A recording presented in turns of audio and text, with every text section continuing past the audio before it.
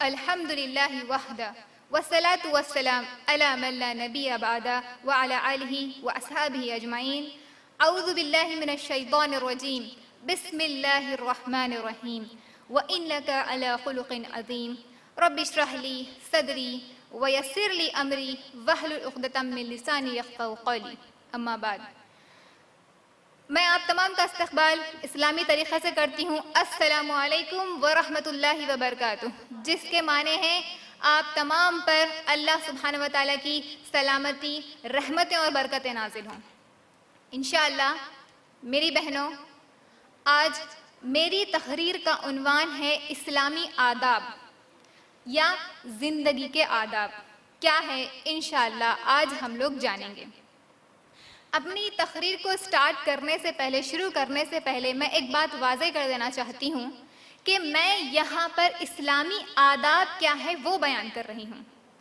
میرا مقصد، میرا انٹینشن یہ ہرگز بھی نہیں ہے کہ میں کسی اور کو برا بولوں یا کسی کے جذبات کو تکلیف دوں، میرا یہ مقصد نہیں ہے۔ میں یہاں پر اسلامی آداب بیان کر رہی ہوں۔ تو میری بہنوں، جیسا ہم تمام جانتے ہیں کہ اسلام ایک واحد ایسا مذہب ہے جس میں دنیا کے کام کرنے کے ہر چیز کو اللہ نے بتا دیا کہ کس طرح کون سا عمل کرنا ہے۔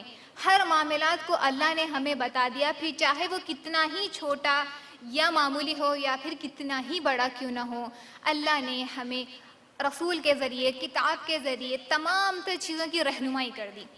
اگر ہم ہماری زندگی کے معاملات کو اسلام کے مطابق گزاریں گے، جس طریقے سے اللہ نے حکم دیا، جس طریقے سے نبی صلی اللہ علیہ وسلم نے کی سنت ہے، اس طریقے سے گزاریں گے تو بے شک ہمیں اس کا بے شمار فائدہ ہے۔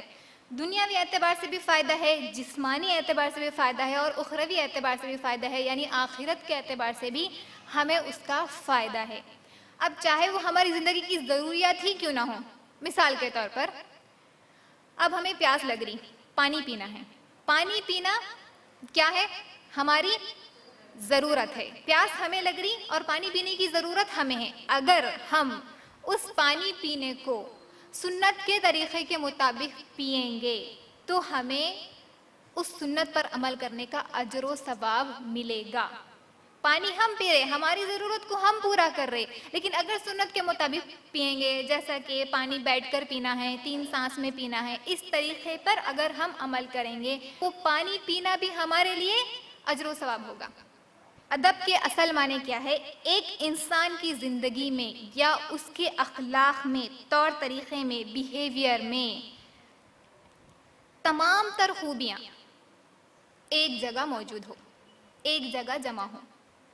سمجھ رہے آپ لوگ؟ ادب کے اصل معنی کیا ہے؟ ایک انسان کی زندگی میں، اس کے اخلاق میں، اس کے طور طریقے میں، اس کے بیہیویئر میں تمام تر چیزیں، تمام تر کاموں میں تمام تر خوبیاں ایک جگہ جمع ہونا، یہ ادب ہے۔ اور معنی یا اس کا اور مفہوم کیا ہے ادب کا؟ کسی انسان کی شخصیت میں ساری خوبیوں کا ایک سا قائم ہونا اور اعتدال کے ساتھ قائم ہونا، ہر وقت ایک کے ساتھ برتاؤ میں، یہ کیفیت کو ادب کہتے ہیں۔ یعنی کسی انسان کی شخصیت میں ایک ساتھ تمام تر خوبیاں ہونا اور اعتدال کے ساتھ ہونا، اور ہر کسی کے ساتھ اور ہر معاملے میں ہونا۔ کیسے ہونا؟ اچھے ہونا۔ ایسا نہیں کہ کچھ عادتیں اچھی ہیں، کچھ خراب عادتیں ہیں، کبھی اس اچھی عادت پر عمل کر لیے، کبھی اس عادت کو چھوڑ دیے۔ ایک سا قائم ہونا اور ہمیشہ قائم ہونا، اعتدال کے ساتھ قائم ہونا، یہ اصل ادب کا مفہوم ہے۔ اور اگر آسان الفاظ میں ادب کو ہم سمجھیں گے تو اس کے معنی ہے انسان اپنے رویوں کو زندگی کے ہر معاملے میں حسن درجے کا بنائے، خوبصورت بنائے، ہر معاملے کو۔ بہت آسان الفاظ میں ادب کے معنی ہیں انسان اپنی زندگی کے ہر معاملے کو خوبصورت درجے کا بنائے، ہر معاملے کو، پھر چاہے وہ خود کی ذات کا ہو، دوسروں کے ساتھ کا ہو، گھر کے ہمارے کام ہو، ہماری زندگی کی ضروریات ہو، ہر چیز کو کیسے بنائے؟ خوبصورت، اچھے سے اچھا بنائے۔ یہ اصل ادب کا مفہوم ہے، ادب کا معنی ہے۔ اب جیسے ہی عام طور پر ادب کا لفظ آیا، جیسا کہ آپ لوگ بولے اخلاق ہے، بے شک یہ بھی اخلاق ہے، یہ بھی ادب میں آتا ہے لفظ، لیکن یہ مکمل ادب نہیں ہے۔ ادب بولتے ہی بڑوں کی عزت کرنا، بزرگوں کو سلام کرنا، بزرگ اگر کیا نیچے بیٹھے ہوئے ہیں تو ہم اوپر نہیں بیٹھ سکتے، یا ہم اوپر بیٹھے ہوئے ہیں بزرگ آ گئے تو نیچے بیٹھ جانا، یہ ادب کا خیال ہے ہمارے ذہنوں میں۔ ادب بولتے ہی بزرگ کا خیال آتا ہے، ان کو سلام کرنا، ان سے اچھی بات کرنا، ان کو عزت دینا، ان کو اوپر بٹھانا، یہ ادب کا مفہوم سمجھتے ہیں ہم، جبکہ یہ ادب کا مفہوم نہیں ہے، یہ بھی ادب ہے۔ بزرگوں کے ساتھ ادب، بزرگوں کے ساتھ اخلاق، والدین کے ساتھ ادب، والدین کے ساتھ اخلاق، یہ بھی ادب میں شامل ہے، لیکن یہ مکمل ادب نہیں ہے۔ مکمل ادب وہ ہے جو انسان اپنی زندگی میں اور خود کی ذات میں تمام تر خوبیوں کو، ہر معاملے میں تمام تر خوبیوں کو لے کر آئیں، اس پر عمل کریں، تو وہ اصل مکمل ادب ہے۔ کہ سو کر اٹھنے کے آداب کیا ہے؟ اب سو گئے ہم، اب ہمارے دن کی شروعات، دن کی ابتدا اٹھنے سے ہو رہی، تو اصل اٹھنے کے آداب کیا ہے؟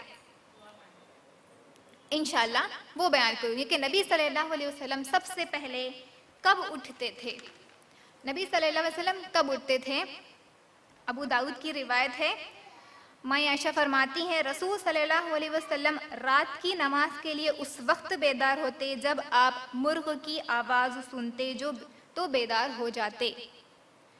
مرغ کی آواز سنتے تو نبی صلی اللہ علیہ وسلم نیند سے بیدار ہو جاتے، یعنی کہ اٹھنے کا وقت۔ اور آپ لوگوں کو معلوم مرغ کب آواز کرتا، کب بانگ دیتا؟ تہجد میں۔ آپ غور کریں، وہ مرغ جو بالغ ہو، ایسا نہیں جو نیا سیکھ رہا تو وہ ہمیشہ آواز کرتے رہتا، وہ نہیں، جو ایک وقت پر آواز کرتا، تہجد کے وقت وہ آواز کرتا، تو نبی صلی اللہ علیہ وسلم اس وقت جاگتے، یعنی تہجد کے وقت جاگتے۔ اور ہماری صبح کب ہوتی؟ تہجد تو دور، فجر کے آخر وقت میں بھی ہماری صبح نہیں ہوتی۔ اللہ اکبر۔ اصل وقت نبی صلی اللہ علیہ وسلم تہجد میں اٹھتے، اور نبی صلی اللہ علیہ وسلم نے فرمایا کہ جب مرغ آواز دے تو اسے برا نہ کہو، کیونکہ وہ دیکھتا ہے جو تم نہیں دیکھتے، یعنی کہ مرغ فرشتوں کو دیکھتا ہے جو ہم نہیں دیکھ سکتے۔ اللہ نے ہمیں وہ استطاعت یا وہ ویسی آنکھیں عطا نہیں کی کہ ہم شیطان کو، جنات کو، فرشتوں کو دیکھ سکے۔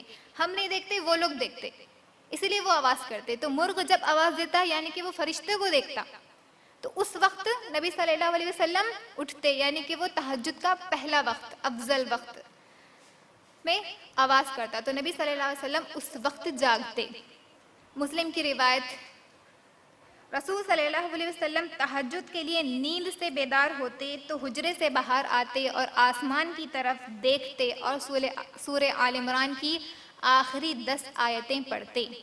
نیند سے کب بیدار ہوئے نبی صلی اللہ علیہ وسلم؟ تہجد کے وقت، مرغ کی آواز سن کر۔ اب اس کے بعد اٹھنے کے بعد جو عمل کرے نبی صلی اللہ علیہ وسلم، اپنے حجرے سے باہر نکلے، یعنی کہ کمرے سے یا گھر سے باہر نکل کے ہم آسمان کی طرف دیکھتے، اور کیا کرتے؟ وہ سورہ آل عمران کی آخری 10 آیتیں پڑھتے۔ آج ہمارے گھروں میں آنگن نہیں ہے، گھر چھوٹے ہیں، اکثر یہ بہت دیکھنے میں آ رہا، تو ہم کیا کریں؟ گیلری میں جا سکتے، یا بالکنی، جسے بالکنی بھی کہتے ہیں، بالکنی میں جا کے آسمان کو دیکھ سکتے، یا کسی کے گھر میں پارکنگ ایسی ہوتی کہ آسمان نظر آتا، آسمان کو دیکھ کر ہم اس کے بعد جو عمل کرنا ہے سورہ آل عمران کی آخری 10 آیتوں کو پڑھنا ہے۔ رسول صلی اللہ علیہ وسلم فرماتے ہیں جو شخص نیند سے بیدار ہوتا تو وہ اپنا ہاتھ سیدھا پانی کے برتن میں نہیں ڈالنا چاہیے جب تک کہ 3 بار وہ اپنے ہاتھ کو نہ دھو لیں۔ اس کے بعد کا عمل، وضو کے لیے اٹھتے، وضو کرتے تو اس سے پہلے ہاتھوں کو دھونا ہے، اپنے ہاتھ کو ڈائریکٹ پہلے۔ اب الحمدللہ نلوں کی سہولتیں ہیں، فیسلٹی ہے، یہ ہمیں نل کھولا آسانی سے ہم دھو لے سکتے۔ اس زمانے میں نلوں کی فیسلٹی، سہولتیں نہیں تھی، تو بڑے برتن میں پانی جمع ہوتا تھا، تو ہم کیا کریں؟ نیند سے اٹھتے فوری اس برتن میں، پانی کے برتن میں ہاتھ نہ ڈالیں، بلکہ 3 بار تھوڑا پانی لے کر ہاتھ دھو لیں، کیونکہ ہم نہیں جانتے کہ رات میں ہم نے ہمارے ہاتھ کہاں لگائے۔ غفلت ہوتی ہے نیند کی، ہم سو جاتے ہیں، ہمیں معلوم نہیں ہوتا کہ ہم کہاں لگائے، کبھی ہم کھجا لیتے، خراش کر لیتے، کبھی کان میں انگلی کر لیتے، ناک میں انگلی کرتے، کبھی اپنی شرمگاہ کو چھیتے، یہ علم نہیں ہے ہمیں، کیونکہ ہم غفلت میں ہوتے ہیں۔ اور اس سے فائدہ کیا ہوگا اگر آپ ویسے ہی ہاتھ سے کیا کریں؟ ڈائریکٹ برتن میں ہاتھ ڈبا دیے، اگر آپ کو کوئی الرجی رہی، کچھ بیماری لگی ہوئی رہی تو وہ پانی مکمل خراب ہو جائے گا، اور پھر دوسرے بھی اس سے کیا ہوگے؟ بیمار ہو جائے گے، انہیں بھی وہ کیا ہو جائے گا؟ وہ بیماری لگ جائے گی. تو اسی لیے احتیاطاً یہ ہائیجین کے لیے، یہ پاکی کے لیے ہمیں سب سے پہلے 3 بار اپنے ہاتھوں کو دھو لینا ہے. بخاری کی روایت، رسول صلی اللہ علیہ وسلم فرماتے ہیں جب تم میں سے کوئی اپنی نیند سے سو کر اٹھے اور پھر وضو کرے تو 3 مرتبہ اپنی ناک جھاڑے، کیونکہ شیطان اس کی ناک کے نتھنے پر رات بسر کرتا ہے. کیا کرنا ہے؟ وضو کرنا ہے. ہاتھ دھو لیے آپ، وضو کر رہے تو ہمیں خاص طور پر جب ہم نیند سے بیدار ہو گئے تو خاص طور پر ہاتھ کو دھونا ہے. اس کے بعد خاص طور پر ہمیں اپنی ناک کو صاف کرنا ہے، کیونکہ شیطان ہماری ناک کے نتھنے میں رات بسر کرتا ہے. تو اچھے سے صاف کر کے جھاڑ لینا ہے ناک کو. اب وہ شیطان ہماری ناک کے نتھنے میں رات بسر کرتا ہے، وہ کیسے بسر کرتا ہے واللہ اعلم، ہم نہیں جانتے. اللہ نے کہا، نبی نے کہا کہ اس طریقے سے بسر کرتا ہے. وہ بسر کرنے کی کیفیت کیسی ہے ہم نہیں جانتے. تو ہمارا کام ہے، ہمارا ایمان ہے، بسر کرتا تو بسر کرتا. اب ہم کو حکم دیا گیا کہ ناک کو جھاڑیں تو ناک کو جھاڑ لینا چاہیے. اس کے بعد نبی صلی اللہ علیہ وسلم کیا کرتے؟ مسواک کرتے، وضو کرتے، اس کے بعد مسواک کرتے. ابو داؤد کی روایت، ماں عائشہ فرماتی ہیں میں وضو کا پانی اور مسواک رکھ دیا کرتی تھی تو آپ صلی اللہ علیہ وسلم استنجا کرنے کے بعد مسواک کیا کرتے تھے. مسواک مطلب ہمارے پاس کس کو بولتے؟ برش کرنے کو بولتے ہیں. نہیں، اس کو بولتے ہیں اکثر، لیکن اصل مسواک کیا ہے؟ مسواک ایک قسم کی لکڑی ہے، اس کا نام مسواک ہے. اس لکڑی سے دانتوں میں صفائی کرنا، وہ مسواک ہے. تو نبی صلی اللہ علیہ وسلم مسواک کرتے تھے. برش کرنا غلط عمل نہیں ہے، بالکل کر سکتے آپ، لیکن مسواک کرنا ایک سنت ہے اور اس کے اتنے فائدے ہیں، اللہ اکبر. میں مسواک کے بارے میں پڑھ رہی تھی، اس کے فائدے کیا ہے، تو ویسے تو بہت زیادہ اس کے فائدے ہیں، اور وہ تمام فائدے پڑھ کر میں بہت حیران ہو گئی کہ مسواک دیکھا گیا تو اتنا چھوٹا عمل ہے نا، بہت آسان عمل ہے، بہت معمولی عمل ہے مسواک کرنا، لیکن اس کے اتنے زیادہ فائدے، میں بہت حیران ہوگی. جس میں سے ایک فائدہ یہ تھا کہ مسواک کرنا، جس کو عادت رہتی مسواک کرنے کی، تو اس میں فائدہ یہ تھا کہ روح کے نکلنے میں آسانی ہوتی. اللہ اکبر. مسواک کرنے سے ایک فائدہ بتا رہی ہوں میں، جو مجھے بہت حیرانی ہوئی پڑھ کر کہ اتنا بڑا فائدہ، وہ بھی اتنے معمولی عمل سے. مسواک کرنے سے کیا فائدہ ہے؟ ایک فائدہ، روح کے نکلنے میں آسانی ہوگی. تو آپ لوگوں کو معلوم ہوگا کہ جب نبی صلی اللہ علیہ وسلم کا انتقال کا وقت تھا تب وہ مسواک کرنا چاہتے تھے. اتنا بڑا فائدہ ہے مسواک کا، اور ہم اسے معمولی سمجھ کے چھوڑ دے رہے، ان سنتوں پر عمل نہیں کر رہے. تو نبی صلی اللہ علیہ وسلم کا کیا معمول تھا؟ مسواک بھی وہ کیا کرتے تھے. اس کے بعد جو عمل کرتے تھے، تہجد کی نماز پڑھتے تھے نبی صلی اللہ علیہ وسلم، اور اس کے بعد کیا کرتے تھے؟ امی عائشہ فرماتی ہیں کہ وہ انہیں نماز کے لیے اٹھاتے. دوسروں کو اٹھانا یہ ہمارا فرض ہے. ہم گھر میں ہماری نماز پڑھ لیتے، ہمارے شوہر نہیں سنتے، والدین نہیں سنتے، بچے نہیں سنتے، ہم پڑھ لیتے، خاموش ہو جاتے. آپ خود تو اپنے آپ کو بچا لے رہے جہنم کی آگ سے، اپنے اہل و عیال کو کیوں نہیں بچا رہے؟ جس طرح نبی صلی اللہ علیہ وسلم امی عائشہ سے کہتے کہ اے عائشہ اٹھو اور وتر پڑھ لو، نماز پڑھ لو، یہ عمل ہوتا. تو نبی صلی اللہ علیہ وسلم تہجد کے وقت اٹھتے، اور ہماری صبح فجر کے آخر وقت میں بھی نہیں ہوتی. اور اکثر اللہ اکبر میں نے ایسا دیکھا کئی گھرانوں میں کہ فجر کے عین وقت پہلے سو جاتے، پوری رات جاگتے، اور فجر کا وقت ہونے والا ہے سو جاتے. بالکل ایسا ہوتا ہے، اور اس کے اوپر کسی کو ذرا برابر شرمندگی بھی نہیں ہے. ابھی اس کو بہت فخر کی بات سمجھ لے رہے. ہمارے پاس لیٹ نائٹ سسٹم ہے، نائٹ آؤٹ سسٹم ہے. یہ بہت غلط بات ہے میری بہنوں، یہ بہت غلط بات ہے. فجر کے عین وقت میں سو جا رہے، رات بھر جو من مرضی آئی کیا، اب اس کے بعد سو گئے. نہ عبادت کا ہوش، نہ زندگی کا ہوش، نہ خود کا ہوش، کچھ بھی نہیں. بس اپنی زندگی عیش و عشرت میں گزارنے کے چکر میں ہم یہ وہ غلط کام کر رہے. اس میں سب سے زیادہ نقصان ہمارا ہی ہے، ہم یہ چیز نہیں سوچتے. کیسے؟ رات بھر جاگ رہے آپ، تو آپ کی صحت اچھی رہ سکتی؟ نہیں رہ سکتی. آپ کا دن اچھا گزر سکتا؟ نہیں گزر سکتا. آپ کو مینٹلی بھی ڈسٹربنس ہوتا، سائیکالوجیکلی بھی آپ کے اوپر اثر ہو سکتا، ہم نہیں جانتے. اللہ نے جو نظام ہمیں دیا ہے اس میں ہمارے لیے فائدہ ہی فائدہ ہے، جیسا میں نے پہلے بیان کیا، جسمانی اعتبار سے بھی ہے، روحانی اعتبار سے بھی ہے، اور آخرت میں اخروی اعتبار سے بھی بہت زیادہ اس کا فائدہ ہے۔ تو نبی صلی اللہ علیہ وسلم کا معمول تھا امی عائشہ کو اٹھاتے، اور ہمیں بھی چاہیے کہ ہم دوسروں کو بھی عبادت کے لیے اٹھائیں۔ اور اس کے بعد نبی صلی اللہ علیہ وسلم بیدار ہو کر، اور روایت میں بھی آتا ہے کہ وہ کیا کرتے، دعا پڑھتے جیسے ہی نیند سے بیدار ہو گئے۔ بیدار ہونے کے بعد جو دعا ہمیں پڑھنا ہے، نیند سے بیدار ہوتے وقت کی دعا جو ہے، الحمدللہ الذی احیانا بعد ما اماتنا والیہ النشور، میں جو بھی دعائیں بولوں گی آپ کو وہ تمام اس کتاب میں موجود ہے، حصن المسلم اس کا نام ہے۔ میں اکثر سب کو کہتی ہوں کہ ہر مسلمان کو یہ مکمل کتاب یاد ہونی چاہیے، اس میں اتنی بے شمار دعائیں ہیں، اتنی بے شمار حفاظت کے اس میں دعائیں ہیں جو ہر مسلمان کو یاد ہونی چاہیے۔ تو جو دعا نبی صلی اللہ علیہ وسلم نیند سے بیدار ہوتے جو دعا پڑھتے، اللہ کی تعریف بیان کرتے، وہ دعا اس میں موجود ہے، اور بھی مزید دعائیں ہیں۔ تو نیند سے بیدار ہونے کی جو دعا میں نے ابھی بتائی آپ لوگوں کو، الحمدللہ الذی احیانا بعد ما اماتنا والیہ النشور، اس کے معنی ہیں ہر قسم کی تعریف اللہ ہی کے لیے ہے جس نے ہمیں زندہ کیا بعد اس کے کہ اس نے ہمیں مار دیا تھا، اور اسی کی طرف اٹھ کر جانا ہے۔ اس کا ترجمہ کبھی غور کریں آپ لوگ، اس میں کیا بیان کیا جا رہا، جس نے ہمیں زندہ کیا، زندہ یعنی ہم تو زندہ ہی ہے، پھر کیسا زندہ ہو گئے، اور بعد اس کے کہ اس نے ہمیں مار دیا تھا۔ آپ لوگوں کو معلوم نیند آدھی موت ہے، اور موت مکمل نیند ہے۔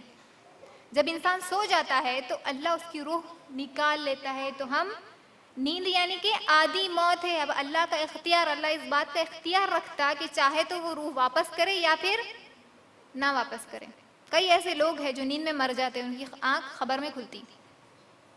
تو ہمیں اللہ کی تعریف بیان کرنا ہے، اللہ کا شکر ادا کرنا ہے کہ موت کے بعد اللہ تو نے مجھے پھر سے زندہ کیا تاکہ میں تیری عبادت کر سکوں، اپنے نیک اعمال بڑھا سکوں، اپنی ضرورتوں کو پوری کر سکوں۔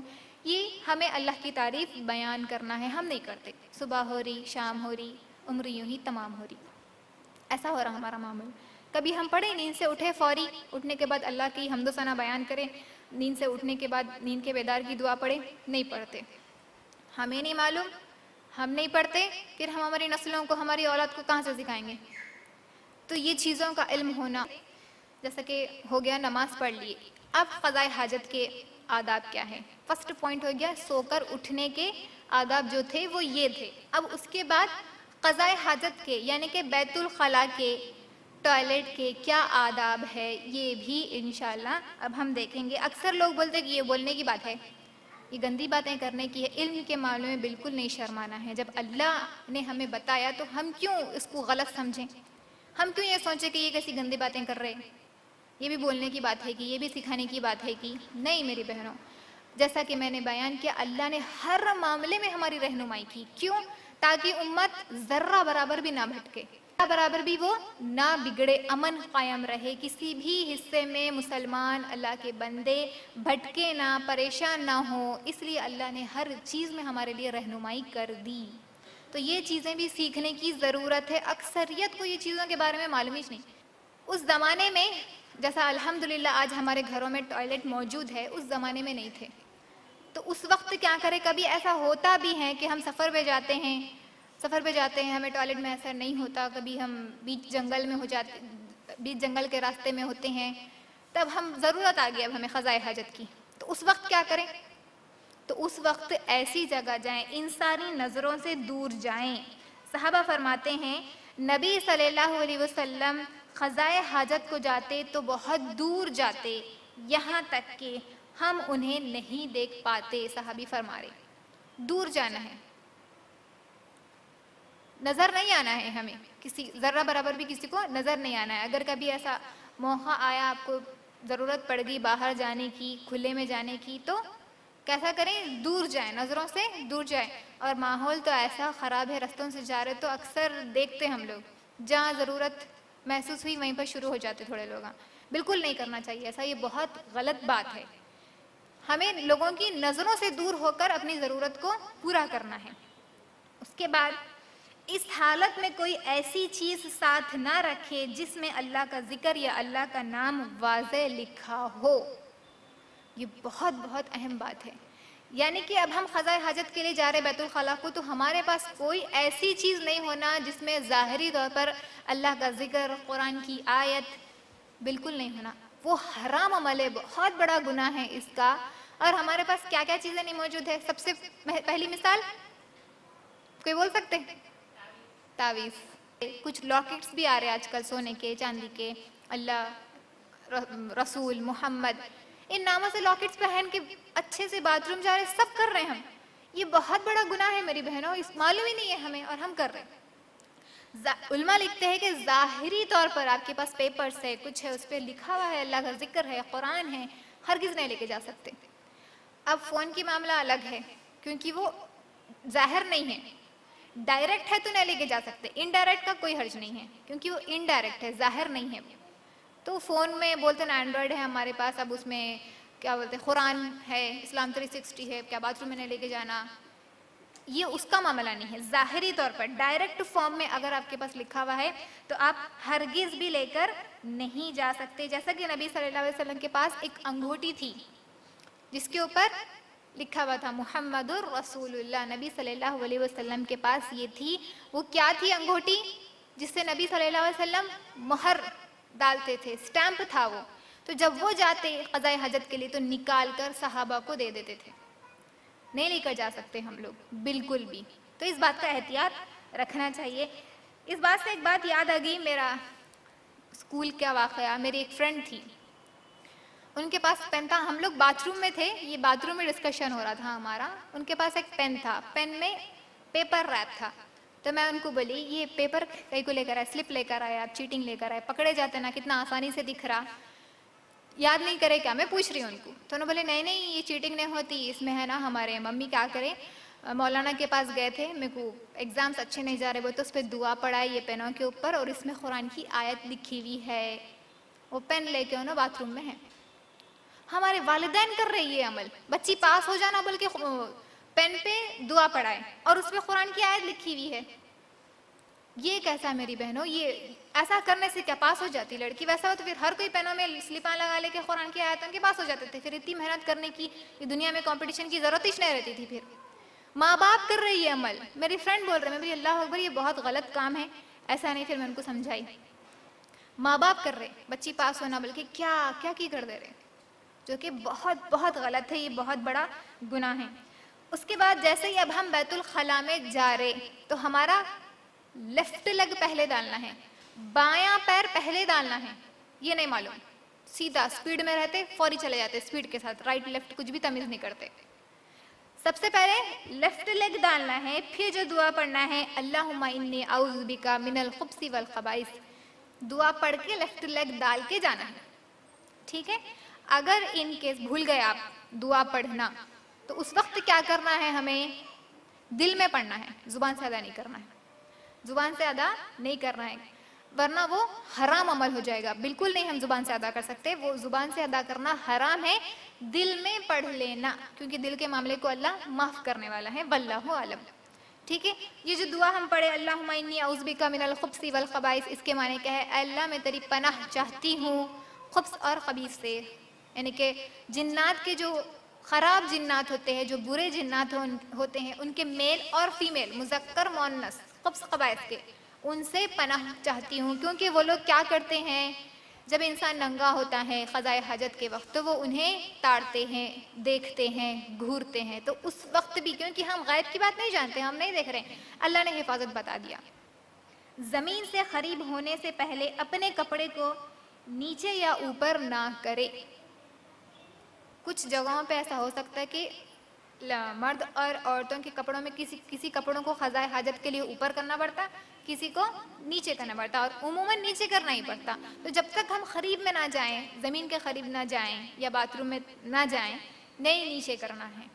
اس کے بعد جب ہم بیت الخلاء کے لیے بیٹھیں تو ہمارا چہرہ اور پیٹھ قبلے کی طرف نہ ہو.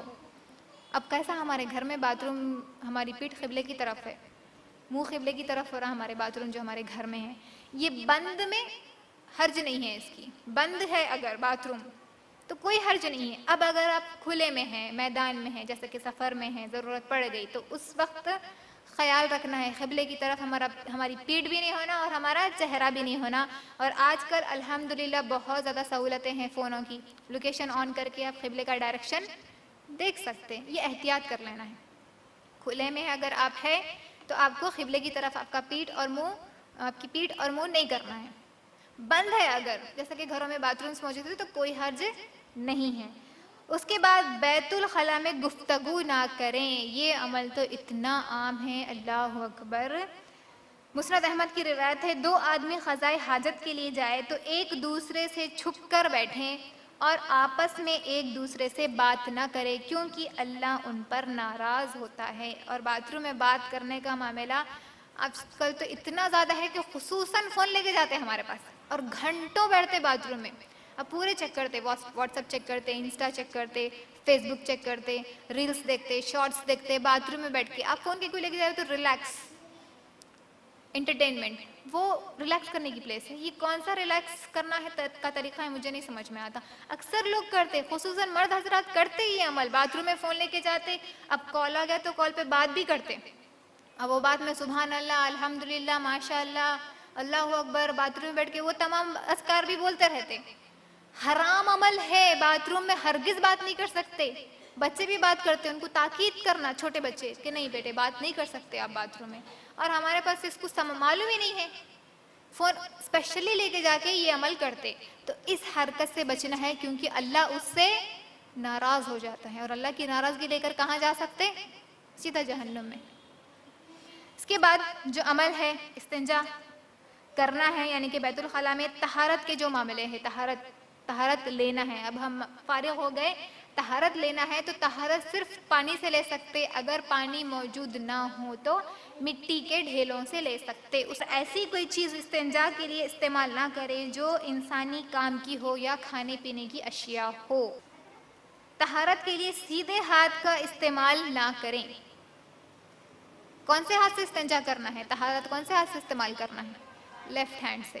سیدھے ہاتھ سے ہرگز بھی نہیں. یہ چیز بچوں کو سکھانا ہے. ہمارے بچے اکثر اپوزٹ کرتے، الٹا کرتے، سیدھے ہاتھ سے نہیں کھاتے، لیفٹ ہینڈ سے کھاتے. بچے اکثر کرتے ہیں، ان لوگوں کو علم نہیں. تو ہمیں سکھانا ہے سیدھے ہاتھ سے استنجا نہیں کریں، طہارت حاصل نہ کریں، بلکہ بائیں ہاتھ سے استنجا کریں. بخاری اور مسلم کی روایت، رسول صلی اللہ علیہ وسلم نے فرمایا، کوئی شخص اپنے سیدھے ہاتھ سے اپنی شرمگاہ کو نہ چھوئیں، اور جب وہ بیت الخلاء کو جائے تو طہارت کے لیے بھی سیدھے ہاتھ کو استعمال نہ کریں. تو لیفٹ ہینڈ سے ہمیں استعمال کرنا ہے، استنجا طہارت حاصل کرنا ہے. اس کے بعد جو عمل ہے، اب ہم فارغ ہو گئے، اب ہمیں بیت الخلاء سے نکلنا ہے. بیت الخلاء سے نکلتے وقت کون سا پیر پہلے ڈالیں گے؟ رائٹ. داخل ہوتے وقت لیفٹ لیگ پہلے، نکلتے وقت رائٹ پہلے ڈالیں گے. نکل کر جو دعا پڑھنا ہے بیت الخلاء سے نکلتے وقت کی دعا، جو بہت آسان اور بہت چھوٹی ہے، غفرانکا یا غفرانک کہہ سکتے. ہم اللہ سے دعا کریں کہ اللہ میں تیری مغفرت طلب کرتی ہوں. کھانے پینے کے آداب، یہ اکثریت اس میں اتنی غلطیاں ہوتی، ہم غور نہیں کرتے. نبی صلی اللہ علیہ وسلم فرما رہے ہیں، ہم وہ قوم ہیں جو بھوک لگنے پر کھاتے اور جب کھاتے ہیں تو سیر ہو کر نہیں کھاتے. ہمارے پاس معمول کیا ہے؟ 3 ٹائم برابر ہونا. اور کیسا کھانا ہے؟ جو اکثر لفظ بولتے، یہ لڑکوں سے اکثر سنا ہے، دبا کے کھانا ہے، پیٹ بھر کے ٹائٹ، اب سانس لینے نہیں آنا، حلق تک آنا کھانا، اتنا کھانا ہے. مومن کا معاملہ کیسا ہے کہ وہ بھوک لگنے پر کھاتا، اور کھایا تو اتنا کھانا کہ سیر ہو کر نہیں کھانا. مسلمان کے لیے لازم ہے کہ جب وہ کھانا کھائے تو حلال اور پاک چیز کھائے.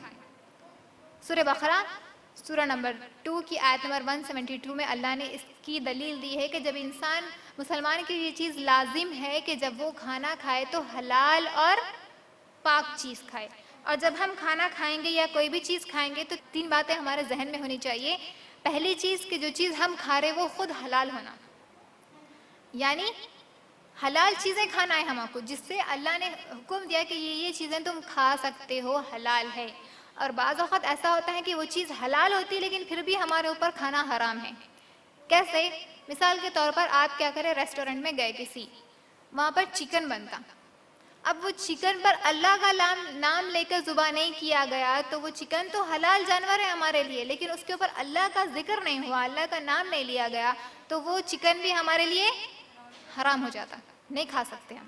ہے تو وہ حلال چیز، کب حلال ہوگی؟ جب تک اس کے اوپر اللہ کا نام نہ لیا جائے. اور کئی ایسے ہم دیکھتے ہیں نظر و نیاز کرتے ہیں، درگاہوں پہ جاتے ہیں تو اللہ اکبر کے ساتھ ساتھ بسم اللہ اللہ اکبر کے ساتھ ساتھ ان کا بھی نام ایڈیشن کرتے، تو وہ کھانا حرام ہے، نہیں کھا سکتے ہم، حالانکہ وہ حلال چیز ہے، لیکن اس کے اوپر جو شرط تھے، جو اصول تھے، وہ بدل جانے کی وجہ سے وہ چیز ہمارے لیے حرام ہو جاتی. یہ پہلا اصول تھا. اس کے بعد جو چیز ہمیں کھلائی جا رہی وہ حلال کمائی سے ہو، یعنی کہ کوئی چیز کسی کی دعوت میں ہم گئے تو دھیان رکھیں کہ ان کی کمائی کیسی ہے، حلال ہے یا حرام ہے. کسی کی حلال کمائی نہیں ہے اور ہم ان کے پاس دعوت میں گئے اور کھا لے رہے تو پھر وہ ہمارا کھانا حرام ہے، نہیں کھا سکتے آپ. کسی کی اگر آپ کو معلوم ہے کہ ان کی کمائی حلال نہیں ہے تو آپ ان کے گھر کی دعوت قبول نہیں کر سکتے، ان کے گھر میں کھانا نہیں کھا سکتے.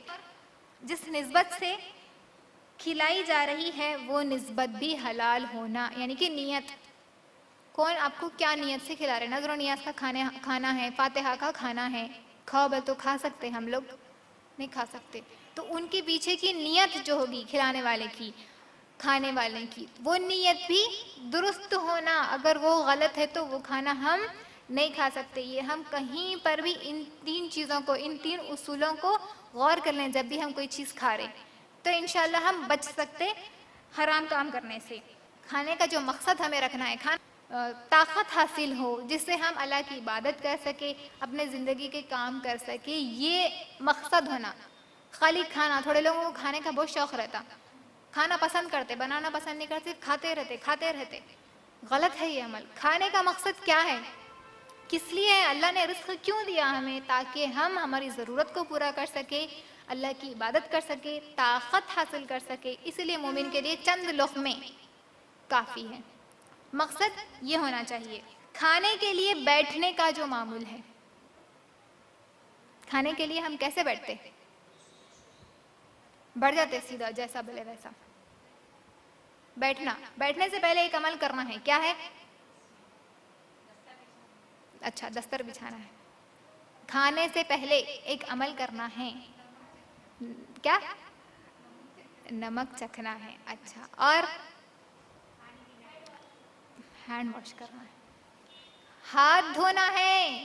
کھانے سے پہلے ہاتھوں کا دھونا ہے. جب بھی تم کھانا کھاؤ تو اپنے ہاتھ کو اچھے سے دھو لو، کیونکہ ہمارے ہاتھ بہت جگہ لگتے، گندے ہو جاتے، پھر ہم وہی ہاتھ سے کھا لیے تو بے شک بیماریاں کو دعوت دے رہے. تو ہاتھ کو دھونا ہے. اس کے بعد بہت سادے انداز میں کھانا ہے.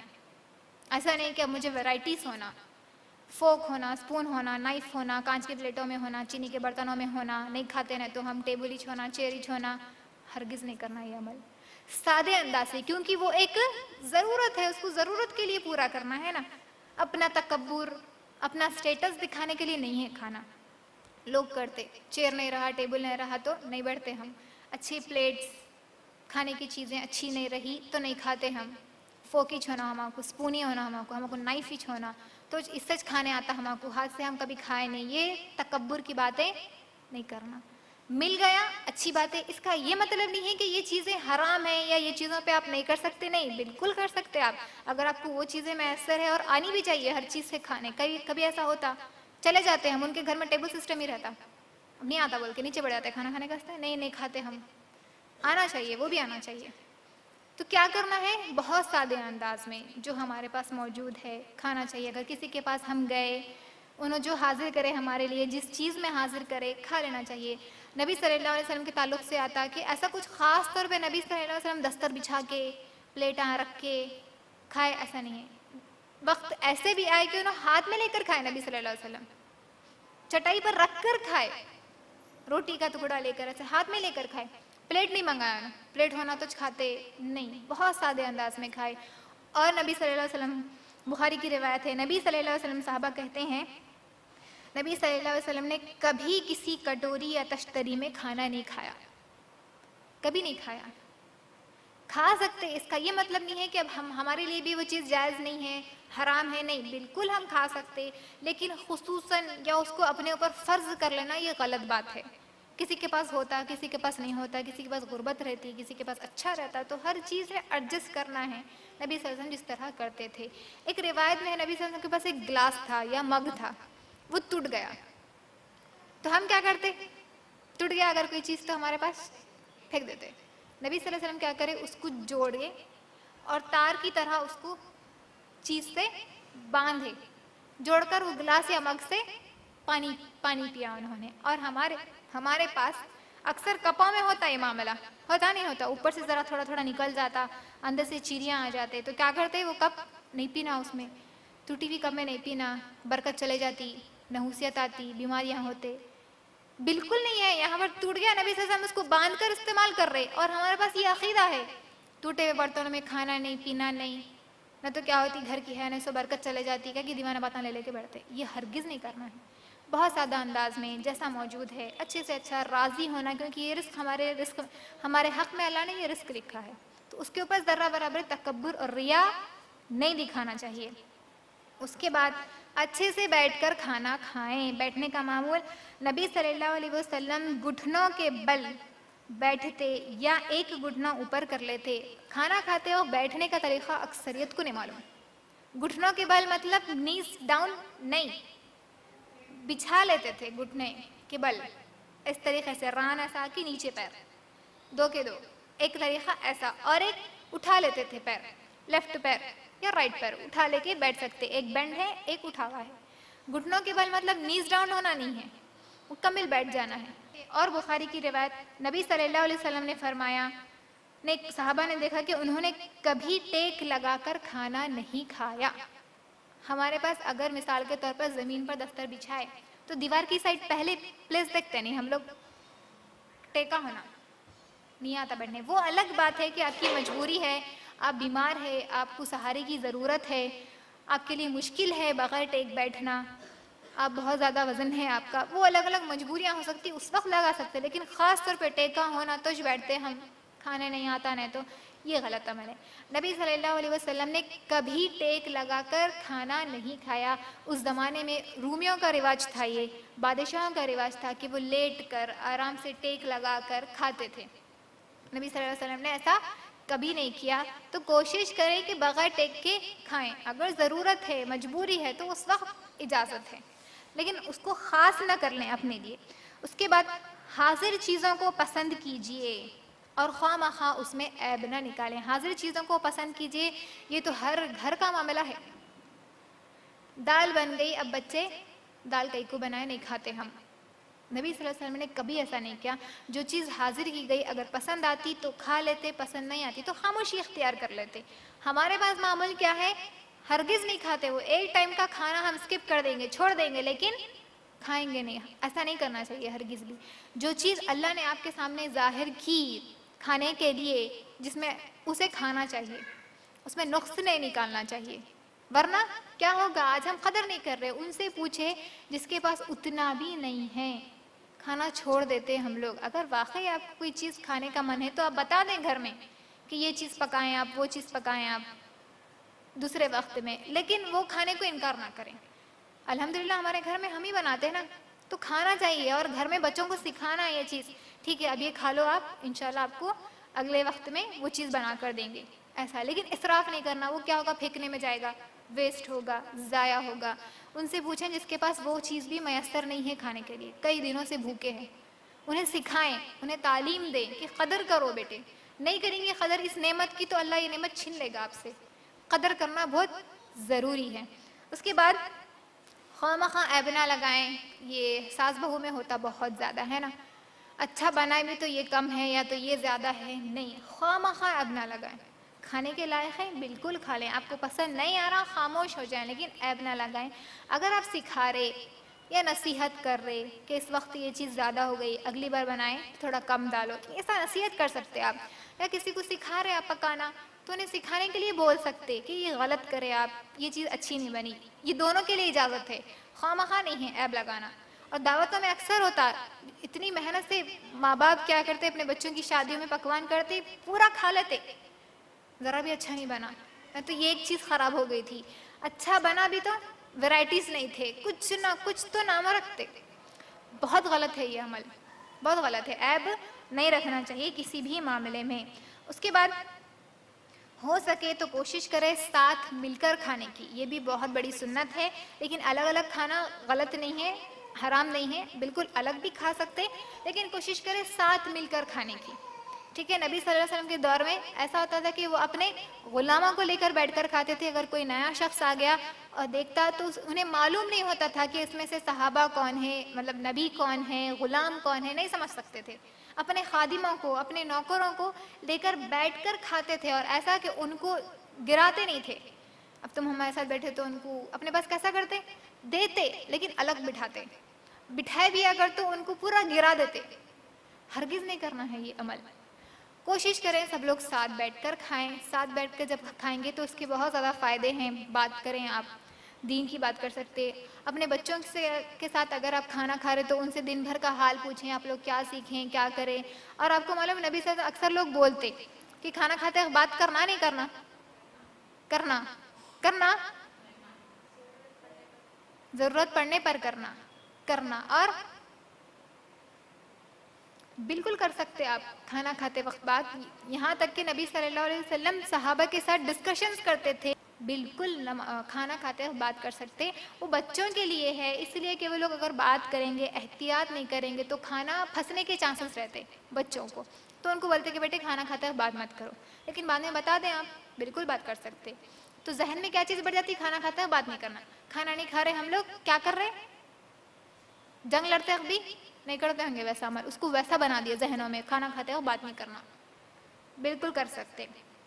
اور سب کو ساتھ لے کر کھانے کی کوشش کرے, کیونکہ سب کے ساتھ کھانے میں برکت ہے.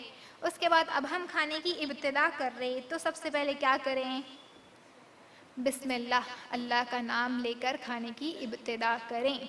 بغیر بسم اللہ کے اگر ہم کھائیں گے تو وہ کھانا ہمارے حصے میں نہیں بلکہ شیطان کے حصے میں چلے جائے گا.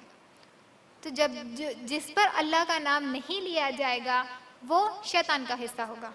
تو جو کہ ہمارا کھلا دشمن ہے, تو ہم اپنا رزق اس کے نام کر دے رہے, صرف ایک چیز کو چھوڑ دینے سے. تو بسم اللہ کہہ کر کھانے کی ابتدا کریں. اور اگر کوئی بھول جائے بسم اللہ کہنا اور اس کو بیچ میں یاد آیا کہ میں تو بسم اللہ بولنا بھول گئی, تو اس وقت کیا کرنا ہے, ایک اور دعا ہے جو حسن مسلم میں مل جاتی ہے آپ لوگوں کو, بسم اللہ فی اولی و آخر. میں نے ابتدا اور اختتام اللہ کے نام سے کیا. یہ ہم پڑھ سکتے اگر بھول جائیں تو. اس کے بعد کھانا سیدھے ہاتھ سے کھانا چاہیے اور کم سے کم ہاتھ بھریں. کھانا کون سے ہاتھ سے کھانا ہے, سیدھے ہاتھ سے کھانا ہے. اگر بچے کوئی کھا رہے لیفٹ ہینڈ سے تو ان کو تاکید کریں, ان کو ڈانٹیں, ان کو روکیں, نکال کے رائٹ ہینڈ میں دے دیں آپ کہ سیدھے ہاتھ سے کھانا ہے بیٹے. اور چھوٹے چھوٹے لقمے بنا کر کھائیں اور خوب چبا کر کھائیں. ہمارے پاس اس کا اپوزٹ ہے, بڑے بڑے نوالے کھانا, نہ تو موٹے کیسا ہوتے اور جلدی جلدی کھانا, نہ تو دعوت میں چلے جاتا دوسرے لوگ ڈال لیتے جلدی جلدی کھاؤ, بڑے بڑے نوالے کھاؤ. اللہ اکبر. نہیں, کیسے کھانا ہے, چھوٹے چھوٹے لقمے بنانا ہے اور خوب چبا کر کھانا ہے. اس کی کوانٹیٹی تعداد نہیں بتائی کہ کتنے بار چبانا ہے, لیکن خوب چبانا ہے. سائنٹیفکلی بھی اگر ہم دیکھیں تو بہت زیادہ فائدے ہیں کہ دعا کیا کرتا ہمارے کھانے کو چبانے میں اور نگلنے میں آسانی کرتا, اور ہضم کرنے میں بھی اس سے آسانی ہوتی زیادہ چبانے سے, کیونکہ اس میں زیادہ مکس ہوگا, وہ پھر آسانی ہوگی ہمارے لیے ڈائجسٹ کرنے کے لیے. تو پلیٹ کے سامنے سے کھانا ہے, بیچ میں سے نہیں کھانا. اب یہ ہماری پلیٹ ہے, ہمارا فیس پلیٹ کے اس سائڈ ہے, تو سامنے سے کھانا ہے, بیچ میں سے, یہاں سے, ادھر سے تھوڑا, ادھر سے تھوڑا اٹھا کے نہیں کھانا ہے. سٹارٹنگ سے سامنے سے کھاتے ہوئے بیچ تک جانا ہے, بیچ سے کھاتے ہوئے آخر تک جانا ہے. بچے کر لیتے ایسا ہے نا, کہیں سے بھی اٹھا لے کے منہ میں ڈال لیتے پلیٹ میں. تو ان کو سکھائیں کہ سامنے سے کھاتے ہوئے پیچھے تک جائیں, کیونکہ برکت بیچ میں اترتی, برکت بیچ میں اترتی, اسی لیے سامنے سے کھاتے ہوئے بیچ تک جائیں, بیچ سے پھر آخر تک کھائیں, اور مکمل پلیٹ کو صاف کر کے اور اپنی انگلیوں کو بھی اچھے سے صاف کر کے کھانا کھائیں. اور اکثر لوگ انگلیوں کو صاف کرنا پسند نہیں کرتے, مطلب پورا چاٹ لینا نہیں ہے پورا تھوک لگا کے, ایسا نہیں کرنا ہے, لگ گیا صاف کر لینا ہے اچھے سے. اب چاہے تو آپ اس طریقے سے کر کے ویسے بھی کھا سکتے, چاہے تو زبان سے صاف کر سکتے. اتنا کچھ لوگ ایسی آوازیں نکالتے کہ آگے والے کو بہت کراہیت ہوتی، ویسے نہیں کرنا ہے. اس میں کیا ہوگا؟ برکت ہے، کیونکہ نبی صلی اللہ علیہ وسلم ترمذی کی روایت ہے، تم نہیں جانتے، اللہ فرماتا ہے کہ تم نہیں جانتے کہ تمہارے کس دانے میں اللہ نے برکت رکھی. اب مثال کے طور پر انگلیوں پہ کچھ دانے لگے ہوئے تھے، ہم چھوڑ دیے، ہاتھ دھو لیے. اگر وہی دانوں میں برکت تھی تو ہم نہیں جانتے اللہ نے ہمارے کس حصے میں برکت رکھی، چلے جاتا، وہ ضائع ہو جاتا. اور اگر گر بھی جائے تو اسے بھی اٹھا کر کھانا ہے اگر وہ صاف ہے تو. گرم کھانے کو پھونک کر نہیں کھانا چاہیے. یہ بھی معلوم ہے ہمیں بات، لیکن اکثر ہم لوگ کرتے، معلوم رہتا اس کے بعد بھی کرتے. بچوں کو کھانا کھلانا ہے، گرم گرم لے کر کے پھونکا مار مار کے منہ میں ڈالتے. نہیں. پانی کے برتن میں جب تم پانی پیو تو 3 سانس میں پیو اور اس میں سانس نہیں چھوڑنا. اور گرم ہرگز نہیں کھانا، کیونکہ گرم کھانا جہنمیوں کی علامت ہے. ترمذی کی روایت جیسا کہ ہے کہ نبی صلی اللہ علیہ وسلم نے پانی میں پھونک مارنے سے منع کیا. یہ ترمذی کی روایت تھی. اس کے بعد پیٹ کو مکمل بھر کر نہ کھائیں، جیسے میں نے بتایا. ابن ماجہ کی روایت، نبی صلی اللہ علیہ وسلم فرماتے ہیں انسان کے پیٹ سے بدترین کوئی برتن نہیں جو کبھی بھرتا ہی نہیں. پھر فرمایا ابن آدم کے لیے چند لقمے کافی ہے جو اسے کھڑا رکھ سکے، اور اگر زیادہ کا شوق ہے تو 1/3 کھاؤ، 1/3 پانی کے لیے اور 1/3 خالی. یہ اصل طریقہ ہے. چند لقمے کافی ہے، اور اگر زیادہ کا شوق ہے تو کتنا کھانا ہے؟ 1/3. 3 روٹیوں کا شوق ہے آپ کو، 3 روٹیوں کی بھوک ہے تو 1 روٹی کھانا ہے، 1 روٹی کی جگہ پانی ہے اور 1 روٹی کی جگہ خالی ہے. سمجھے؟ ایک ایگزامپل بتا رہی میں آپ لوگوں کو. 9 روٹیوں کی آپ کی بھوک ہے تو 3 کھانا ہے روٹیاں، 3 کا حصہ پانی کا ہے اور 3 خالی رکھنا ہے. ایسا 3 کی بھوک ہے تو 3 ہی نہیں کھا لینا ہے. زیادہ کا شوق ہے تو یہ اجازت دی گئی، ورنہ چند لقمے انسان کو زندہ رہنے اور باقی کی چیزیں کرنے کے لیے کافی ہے. اب اس کا یہ مطلب نہیں ہے کہ اب انہوں اتنا بول دیا اب میں ڈائٹ مینٹین کرتی ہوں. سب کی الگ الگ ضرورت، سب کی باڈی لینگویج الگ رہتی، سب کی الگ الگ ضرورتیں رہتی، سب کا کھانا پینا الگ رہتا. تو کھائیں آپ، لیکن کچھ حصہ پانی کے لیے بھی اور کچھ حصہ خالی بھی رکھیں. اس طریقے سے کھانا ہے. پھر کھانے کے دوران کسی کو نہ دیکھیں. یہ بہت ہوتا نہیں، نوالے گنتے ہم، اتنے کھا رہے اتنے کھا رہے. کھانے کے دوران کسی کو نہ دیکھیں. ان کی جتنی غذا ہے، ان کی جتنی خوراک ہے وہ اتنا کھا رہے. اب انہوں اتنا کھا رہے بلکہ سب کو بولتے اتنا کھاتے ہو انہوں، اتنا کھاتے ہو، ان کو دعوت میں نہیں بلانا، خوب کھادگی ہے ان کی، ایسے باتیں کرتے. غلط عمل ہے یہ. کسی کو نہ دیکھیں. آپ کی ضرورت ہے، آپ کھانا ہے، آپ کھا لو جتنا آپ کو لگتا. دوسروں کے اوپر نظر رکھنے کی آپ کو ضرورت نہیں ہے. اگر کوئی دکھ رہا آپ کو اسراف کر رہے انہوں، لے رہے، بھر لے رہے، چھوڑ دے رہے، جب آپ ان کو نصیحت کر سکتے. بعد الحمدللہ جو کھانا کھانے کے بعد کی دعا ہے، الحمدللہ ہی کثیرہ، بے شک اللہ نے ہمیں کھانے کی نعمت دی، اس اللہ کا کیا کرنا ہے؟ شکریہ ادا کرنا ہے اور اس کی پاکیزگی بیان کرنا ہے. کھانے کے بعد کی اور بھی دعائیں ہیں، حسن مسلم میں بہت سی دعائیں، کھانے سے پہلے کی، کھانے کے درمیان کی، کھانے کے بعد کی، یہ تمام تر دعائیں اس میں موجود ہیں، ہم دیکھ کر پڑھ سکتے. اب ہاتھ دھو لیے ہم. لباس کے آداب میں لباس دین کا حصہ ہے، اور لباس اللہ کی نشانیوں میں سے ایک نشانی ہے. سورہ اعراف کی آیت نمبر 26 میں اللہ فرماتے ہیں کہ لباس کیا ہے؟ اللہ کی نشانیوں میں سے نشانی ہے. کہ اللہ کا کتنا بڑا رحم و کرم ہے کہ اس نے ہمیں لباس عطا کیا، جس نے ہمیں ہماری شرمگاہوں کو، ہمارے جسم کو، ہمارے جسم کے عیبوں کو چھپانے کے لیے لباس دیا. یہ اللہ کی نشانیوں میں سے ایک نشانی ہے جسے ہم لباس کے ذریعے ڈھانک سکتے ہیں، ہماری شرمگاہوں کو، ہمارے جسم کے عیبوں کو، ہمارے جسموں کو. اگر وہ نہ ہوتی تو، لباس نہ ہوتا تو آج ہر کوئی ننگے ہوتے، جس سے بہت ساری گناہ ہوتے، ماحول خراب ہوتا، زنا عام ہو جاتا، بہت چیزیں ہوتی. تو اللہ کی نشانی میں سے ایک نشانی ہے لباس. اس کے بعد لباس کے جو کام ہیں، کہ لباس کے کیا کام ہیں. لباس شرمگاہ کے حصوں کو ڈھانکنے کے لیے ہے. 4 کام ہیں سب سے اہم لباس کے. جب بھی ہم لباس پہنے، لباس خریدیں یا کسی کو لباس دیں تو یہ 4 باتوں کا ہمیں ذہن میں رکھنا چاہیے کہ اصل لباس کا مقصد کیا ہے. تو لباس کا مقصد شرمگاہ کے حصوں کو ڈھانکنے کا ہے. دوسرا، انسان کو زینت عطا کرنے کا ہے. اور وہ زینت سب کے لیے نہیں، ہر ایک کے لیے الگ الگ ہے. بیوی ہے تو وہ زینت صرف شوہر کے لیے، اور زینت صرف شوہر کے لیے. اور وہ لباس ایک بہت بڑا حصہ اس میں ہے، ایک رول انجام دیتا ہے لباس ہماری زینت کو بڑھانے کا، یہی کام ہے اس کا۔ اس کے بعد لباس کا ایک اور مقصد کیا ہے؟ سردی گرمی سے محفوظ رکھتا ہے لباس ہمیں۔ موسم ہے بہت سی جگہ، کئی جگہ سردی ہی ہے، کئی جگہ گرمی ہی ہے، تو وہاں پر سردی گرمی کی حفاظت کے لیے اللہ نے ہمیں لباس عطا کیا، یہ اس کا ایک اور مقصد ہے۔ اس کے بعد شرم و حیا کی حفاظت کرنے کا یہ بھی ایک مقصد ہے، جیسا کہ میں نے بیان کیا کہ شرمگاہوں کو چھپانے کا ذریعہ ہے لباس۔ یہ تمام تر لباس کے مقصد تھے۔ اب لباس پہنتے وقت کون سی دعا کرنا ہے؟ بسم اللہ ہی لباس پہنتے وقت اور نیا لباس پہنتے وقت دعا ہے، وہ دعا یہ ہے، بسم اللہ بھی ہے، اس کے علاوہ اور مزید دعائیں بھی ہے۔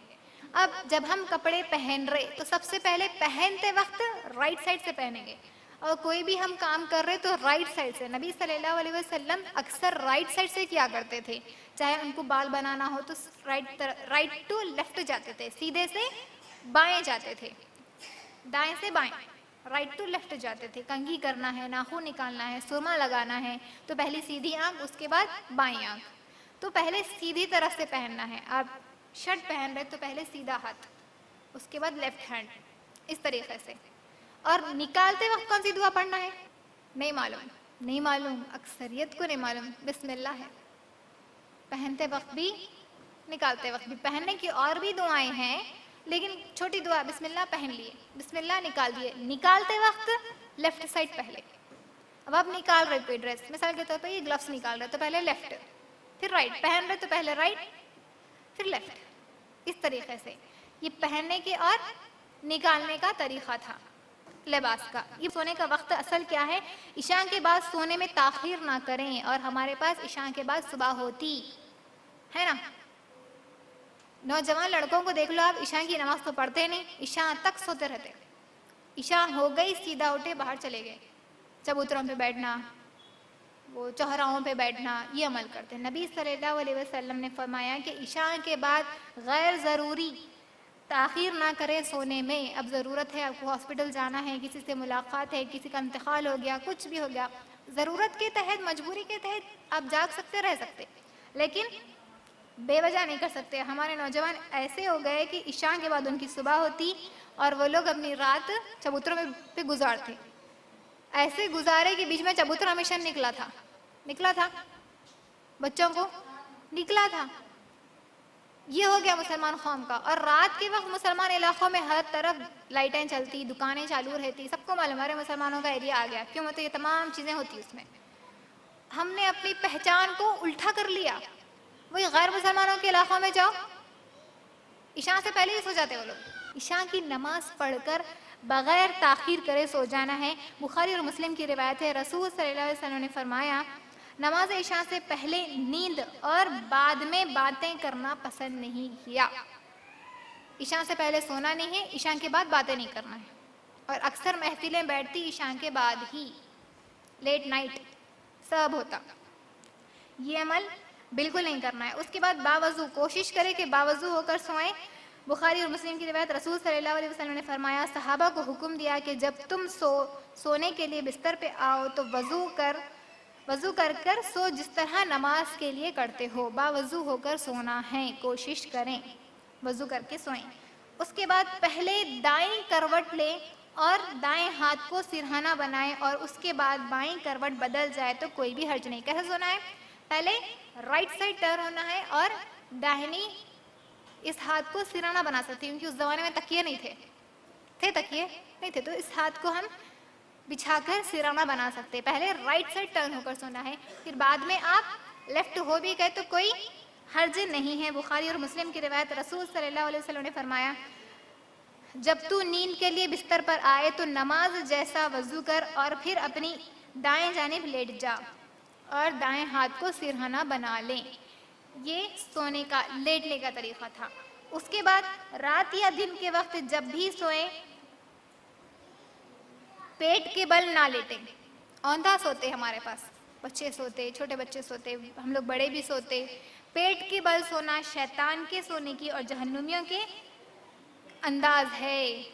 پیٹ کے بل سونا، ہرگز نہ سوئیں پیٹ کے بل، جس کو ہم عام زبان میں اوندھا سوتے جو بولتے، وہ نہیں سونا ہے، اسے اللہ نے اس کو پسند نہیں کیا۔ پھر سونے سے پہلے کتاب و سنت سے ثابت شدہ دعائیں پڑھ لیں، جیسے کہ مسلم کی روایت میں ہے کہ 33 مرتبہ سبحان اللہ، 33 مرتبہ الحمدللہ، 34 مرتبہ اللہ اکبر بھی پڑھ سکتے۔ اس کے بعد سورہ بقرہ کا آخری رکوع اور ابتدائی 5 آیتیں یہ پڑھنے کا حکم ہے، آیت الکرسی پڑھنے کا حکم ہے، اور سورہ ملک اور سورہ سجدہ کی تلاوت کر کر پڑھنے کا حکم ہے۔ اتنی چیزیں پڑھنا، پڑھتے پڑھتے آدھی رات ہو جاتی نہیں؟ شروع میں مشکل ہوتی، جتنا نہیں ہوتا، اب اتنی مکمل چیزیں کرنا تو مشکل ہے، لیکن کچھ جتنا آپ سے ہو سکے وہ کریں۔ جیسا کہ سورہ ملک کے تعلق سے آتا کہ وہ کیا کرتی ہیں ہمارے لیے، قبر میں آخرت میں سفارش کرے گی اللہ سے اور جھگڑے گی کہ اللہ یہ ہر روز مجھے پڑھتا تھا تو اسے جنت میں ڈال، اور جھگڑ کر سفارش کر کر ہمیں جنت میں لے کر جائے گی سورہ ملک، اور قبر کا عذاب سے حفاظت ہو جائے گی، اس قبر کے عذاب سے ہم بچ جائیں گے۔ اتنا بڑا اس کا اجر ہے سورہ ملک پڑھنے کا۔ تو یہ موضوعین پڑھیں، یہ آیتیں پڑھیں، یہ دعائیں پڑھیں، تو انشاءاللہ آپ کا سونا، آپ کا اٹھنا، آپ کا چلنا، آپ کا کھانا، آپ کا پینا، آپ کا پہننا، آپ کا اوڑھنا، ہر چیز اگر آپ اس سنت کے مطابق ذہن میں یہ چیز سوچ لیں کہ یہ تمام تر چیزیں سنت ہے جو مجھے کرنا ہے، عمل یہ میری زندگی کا طریقہ ہے، اس طریقے سے اگر آپ کریں گے تو تمام تر چیزیں آپ کے لیے ثواب اور اجر ہوگی، تو آپ کی مکمل زندگی نیکی اور اجر میں گزرے گی انشاءاللہ۔ اسی کے ساتھ میں اپنی بات کو ختم کرتی ہوں۔ وآخر الدعوانا الحمدللہ رب العالمین۔ السلام علیکم ورحمۃ اللہ وبرکاتہ۔